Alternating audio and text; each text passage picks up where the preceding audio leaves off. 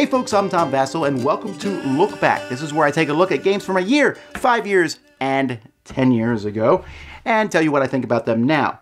Now, there actually isn't that many games in this episode, because 5 years ago, I believe we were at the Gamer Trade Show this week, or something like that.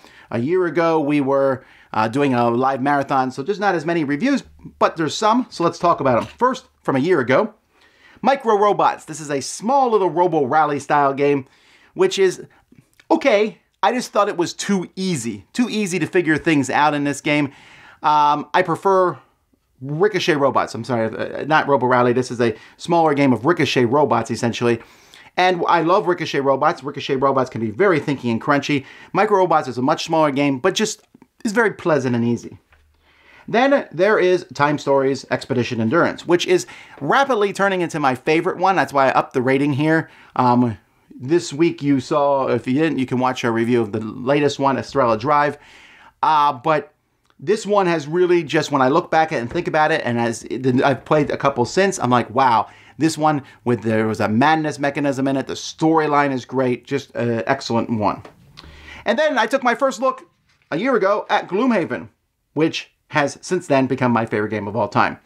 And it was I liked it instantly upon playing it, but it just has gotten better and better for me.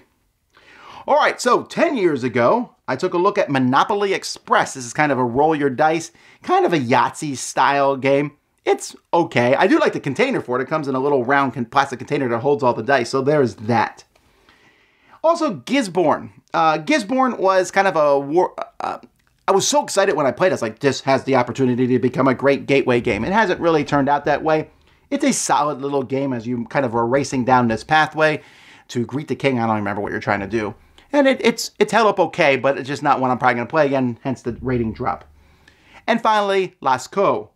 Now, Lastko, when I played it, I said, wow, because the game is very similar to No Thanks. The theme of the game is interesting. You're trying to collect paintings or like different, like old cave paintings that you'd find from prehistoric days.